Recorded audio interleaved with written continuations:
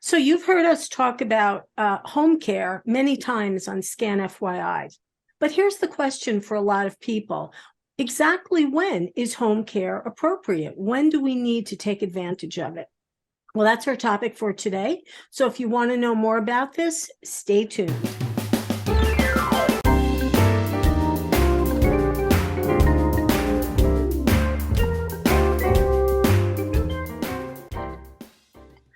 Hey, good morning, everyone, and welcome to Scan FYI. So our topic today is when is the appropriate time for home care?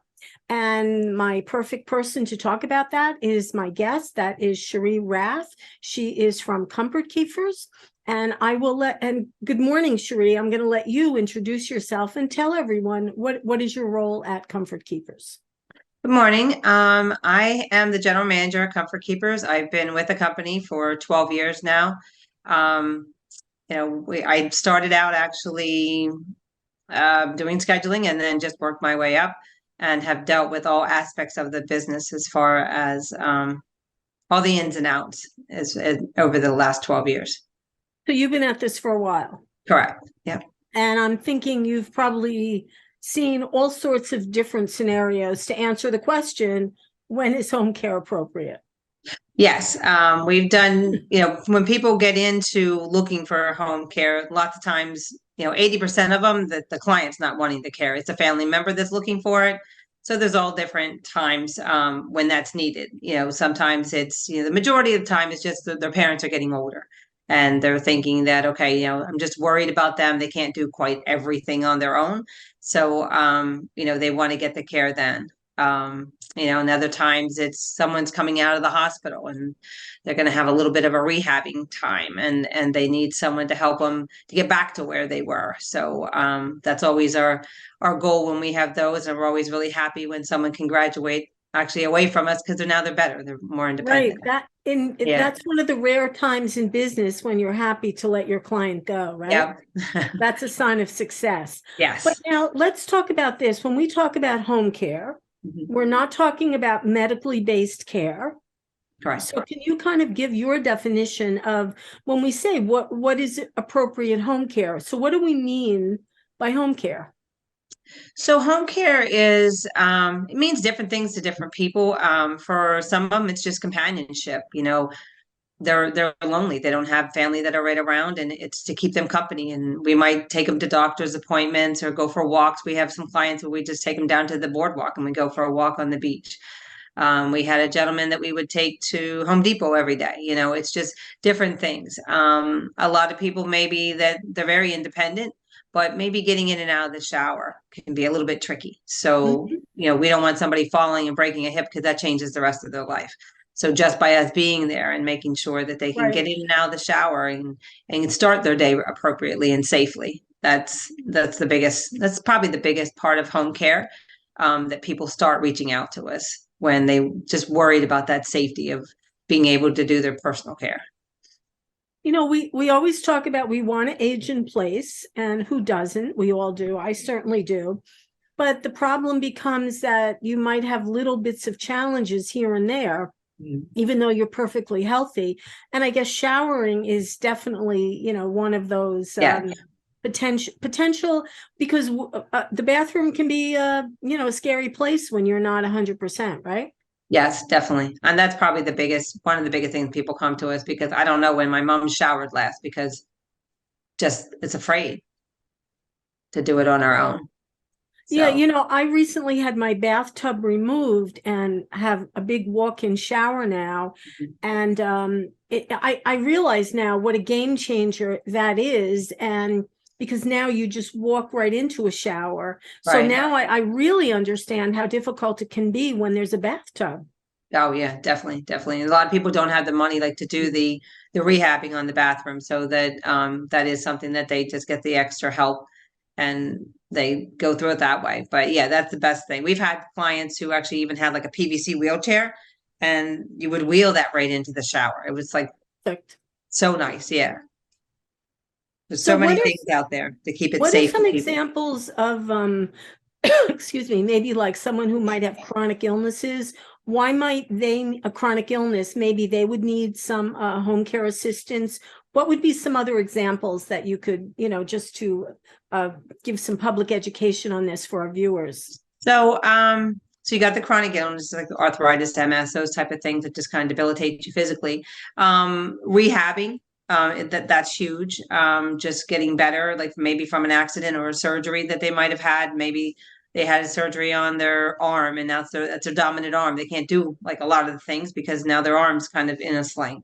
Right. Um, or surgery and like knee surgery. They're just a little bit unstable for a little bit until they're stronger again. You could use it after you've had a baby, because it's really for any adults that we could use this for. So, sometimes people, if they've had a C-section or something like that, they just can't, we can't care for the baby, but we can help mom out a little bit more and make sure that she's getting all the other stuff done that she needs done. Hospice. Cherie, So when, I just want to interrupt you because you just brought up a really important point. Typically for many people, when they think about bringing in a home care person, we're thinking of an older person. Mhm. However, that's not a younger person, a young mom, Yep. someone in a 30-year-old could have a family and have had surgery. And Yep. it's not just for older adults. We have to think broader than that, don't we? Yeah, definitely. We even have some people that might be a little bit like autistic. So they maybe we're taking them they're in Special Olympics or something like that. Maybe they're in different events and they just need basically a companion to go with them and take them to these events because they're not driving. And and they develop friendships out of it. That's the whole goal too. Besides, we're there to help them with whatever their needs are, the physical needs, getting that bond between the caregiver and the client. So, it's so paramount. That's what kind of makes it work. That's what it's good for Yes. everybody. The caregiver loves it just as much as the client, and that's what makes it work. So what would be some of the tasks that the home care provider would offer a client in their home? I mean, are we talking laundry, would you be cooking? What sort of things would you be providing? Yeah, so we do meal prep, we do med reminders, we do light housekeeping, laundry, changing the linens on their bed, just keeping up, taking the trash down. People don't think of that. So that's a big thing. Like when you get older, you dragging that trash can down to the street. It's a simple thing when you think about it now, but as you get older, that's a huge thing. And you got to have someone help you get it down and bring it back up to the house. It's just all the day-to-day things that you don't really think about now. That's just second nature, that you can do. Changing the lens on the bed. It's very difficult for seniors. Getting compression socks. They're hard for me now. So they're hard, like with your hands. If when you have arthritis or you're just weaker in your hands, some people, that's a huge part of why they even need us. And then we do the other things while we're there, just to help them out. So there's really a full spectrum of the kinds of things that you guys are willing to provide for people. And again, I think that, there's no shame in saying, I need help. And I do feel like that does stop a lot of people. Oh, I'm fine. I can do it. I can do it. Yeah. But I've had knee surgery. I know that even though you think up here, you think you're feeling fine. I know, I remember I couldn't change my sheets. I certainly couldn't do my laundry. Yeah. Little things become very challenging. Right. When you have the slightest problem. So if someone has a disability or is really ill, then this is the time that you need a little extra help. Yep. Yeah. I would say that's like the biggest hurdle with a lot of people. It's just getting over the fact they want to remain independent and they don't want to rely on people. But usually once they get us in there, 80 out of those 80% that didn't want it at all to start with, the majority of people are very happy and then wish they would have done it before. So that's always a nice thing to see once you get in, even with the strongest independent people. We're not in there to take over. We're just in there to help them live the life they want to live.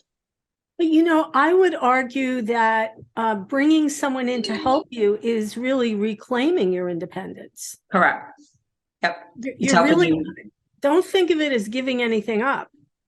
Yeah. I feel like you're giving it up when you're staying home and you can't do anything. Now you're not independent. Yeah. Yeah, exactly. And then that's the biggest thing, is letting them see that look, we're just helping you maintain your independence so you can remain at home. So what would be the process for someone who is thinking about this, or maybe their adult children are thinking, what's the first step they need to take? So they give us a call, tell us what's going on with their family member or themselves, if they're calling for themselves. And then we just take a lot of information, even down to, hey, do you have any pets or smokers in the house? Down to those little things, because you want to get that perfect match. And then we work on getting them the coverage. We have a nurse come out and do a in-home assessment. They can kind of give them an idea once they're there of anything that might make it a little bit safer for them, and make it a good fit for them and the caregiver. We do everything from hourly to live-in. So obviously with the living cases, you want the environment to be good for both, Right. so that the client actually can get their privacy too when they want it. So the caregiver has a space to go off to. Sometimes some clients want them, okay, for part of the day, I want to still be by myself. So they might go off and do their own thing in a different room. We use monitors, all types of things to make it so they can still remain independent. Most of the time they end up like friends, so they enjoy watching Jeopardy or whatever it is with them. So it's a nice moment. It's like they've gained a friend. Well, that's the importance, I would say, of, you're a matchmaker. Yep, yeah, pretty Yeah, much. yeah, right. Pretty much, yeah. Yeah, you And have it to works get out well. the right, Cherie, by the way, all of Cherie's contact info will be in the description if you want to reach out to her. But let's talk a little bit about palliative and respite care, because that's an important reason as well, I would think, to have a home care person come to your place. Correct. Usually once someone gets to the point where they need palliative care, hospice might be giving them like an hour or two a day, but they need typically at that point around the clock care. So we're there to give them the rest of the care that they need, so that when the family does come to visit them or see them, they're able just to visit and not have all these tasks underhand. So Right. it makes it nicer for both the client and the family. And the respite care, the family is the main caregiver, and maybe they want to go on vacation, or they just need, a little Night bit of a out. break. Yep. Yeah. Yep. So we can help with that. So there's just so many different areas and different ways that you can use the services, from very minimal, once a week type of thing to live-in care. It's really client specific of what your needs and wants are.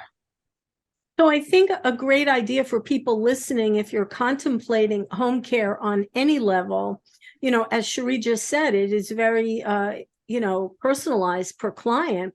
So it's probably a good idea to call you and see what's really available, and you Yeah. could help people figure out what their real need is. Yeah. Yep. Yeah. Just give us a call.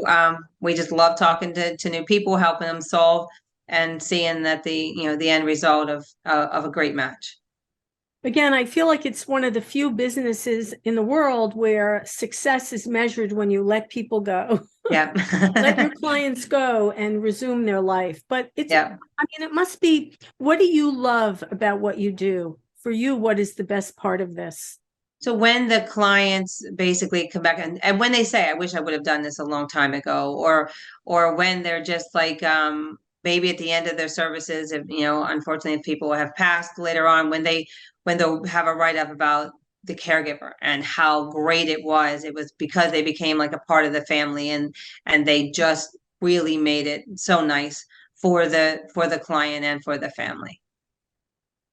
That's the kind of story that we hear when we hear people talk about their caregiver, that not only did it improve the quality of life for the client, but for the whole family. Yeah. You also give peace of mind.